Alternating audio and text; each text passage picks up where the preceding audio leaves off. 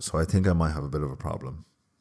Over the past year, I've built up a significant reading backlog of about 15 books that I bought with the intention of reading, but had to push back due to college and work. So this summer, I want to finally set about trying to read 9 of them. Please bear in mind that these books aren't really summer themes, but are just some of the books that I would personally like to read this summer. But now that summer is finally here, I would like to share my plans for summer reading so that I can finally enjoy this medium again. And so without any more delay, let's get into my list. Number 1, The Selfish Gene. So I remember it was a little while ago that I had bought this book, knowing that in all likelihood, I probably wouldn't be able to get around to it immediately. But my reasoning for picking it up was because of the knowledge of how fundamental a book this is to biology. This is actually the only book so far that I have read some of. I'm a little over halfway finished and I'm already blown away by it.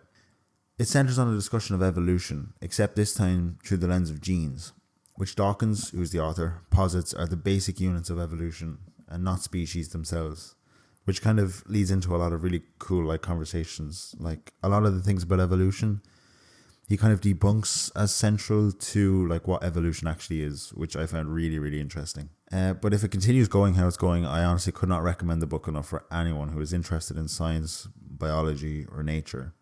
Another reason I picked this book up is because I was aware that this is the book that invented the term meme, like the things that are everywhere on the internet now. But the fact that this was first brought up in a book that was written 50 years ago this year is amazing to me. If this book is anything to judge Richard Dawkins by, then I am an absolute huge fan. But yes, I highly recommend this book, and I'm so happy I decided to read it first because it has really lit the bookworm spark in me for this summer. Number 2 is The Master and Margarita. I honestly know very little about this book, but what drew me in was hearing the tiny bits about the premise of the book. I had heard that it's a satirical book that involves a large black cat, the devil, and a tortured artist. And to be honest, that was all I needed to know to be pulled in. But I also knew that Mikhail Bulgakov, the author, was Russian. And having read Dostoevsky in the past, I was immediately interested in reading some of the other famous Russian novelists. But that's what pulled me in about this book, and I'm very excited to read it, and I might report back on it too, depending on how it goes. So number 3 is The Diary of a Young Girl about Anne Frank. I think this book deserves every right to be read by people who have not read it, even though I myself have not read it yet. I know this book is an absolute tragedy, and it's a book that most people are at least somewhat aware of. I remember I picked up this book when I went on a trip to Poland with my family. We went on a tour of Auschwitz, the infamous Nazi concentration camp. I remember how harrowing it was. I remember at the start they gave us special earbuds as part of the tour, and we then started walking down this almost tunnel, except the top was kind of open on it. And as we were walking, the names of the people who had passed away at the camp were playing in everyone's ears. It was a very harrowing experience, but it's one that I treasure in a kind of morbid way, if that makes sense. I remember how solemn and sad it was, but it was something that I didn't want to ever forget. But I remember after the tour was over, we went through the gift shop and they were selling copies of Anne Frank's book. And so I picked up one of them and brought it home with me. I'd never really read it after, but I think this summer I would like to do her memory justice and read her tragically unintentional great work. And it does occur to me that in an ideal world, this book might have just remained a diary of a young girl and not a representation of the atrocities of World War II. But I wanted to just kind of give that entry a little bit more respect that I feel like it deserves, But now I'll move on to book 4. So book number 4 is Crime and Punishment. So this is the second Russian novel on my list for reading, and it's by Fyodor Dostoevsky, who I'm more familiar with than the previous entry, Mikhail Bulgakov. I know quite a bit about the first part of the book, as I have read a little bit of it before. I hadn't finished it due to other responsibilities, and then I found myself just never getting back to it.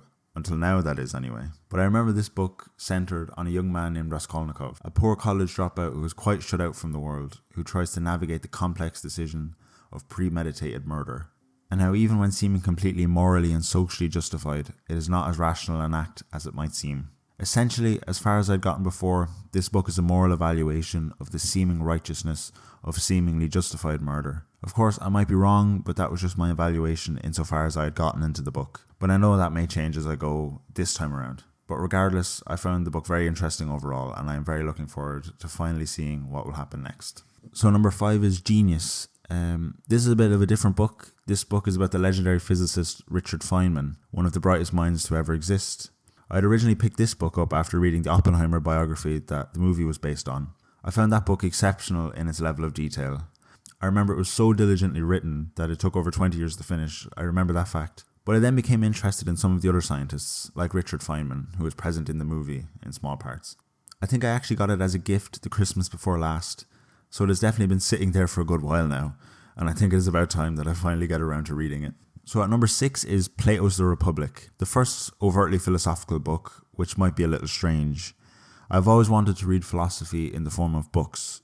I've really enjoyed digesting videos of philosophy, but in many ways I've found the large branches of philosophy quite intimidating for me. So I think this summer is a great time to make a start. I'm honestly not too sure if this is the best place to start in terms of philosophical reading, but it's where I will start anyway.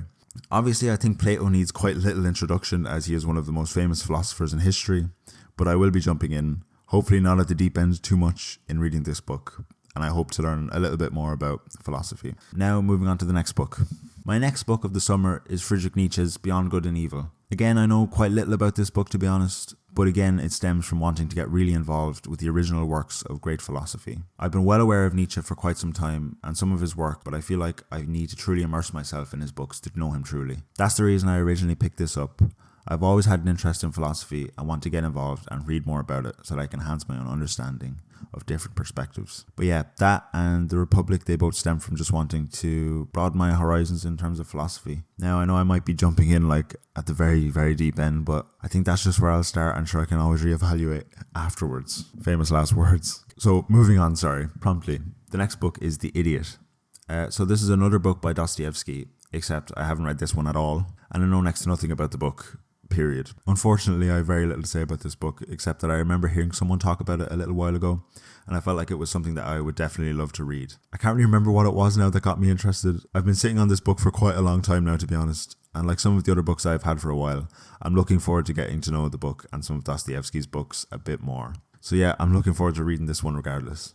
And moving on to my very last book that I would hope to read this summer is Hearing Voices by Brendan Kelly. It's actually one of the most interesting of the books that I've listed here for me personally, and it might be the last one, but it is definitely not the least. So this book is about the history of psychiatry in my home of Ireland. So this is actually a book that I picked up as part of the extra reading suggestions for college. I picked it up and read the first few chapters before going back to study for my exams, and then using it mostly for references in the way of statistics. But I mean to say that I never got the chance to read it through and the whole book properly, but I was sure that when the summer came, as it has now, that I would definitely read it. And thankfully that time has come. Just from the first few chapters, this book is very interesting, and some of the things that I've learned in class have definitely helped me orient myself in reading the book. I understand that many people watching this might not be too interested, since it is an Irish history, and maybe would prefer a general history or maybe like history about their own country. But I think if the first few chapters are anything to go by, it's an interesting look into the historical view of psychiatric disorders and their initially posed treatments and policies. But yes, this is one I'm extremely excited to read this summer. But yeah, that's pretty much the end of my reading list. So for this summer, I'll be working my way through this list.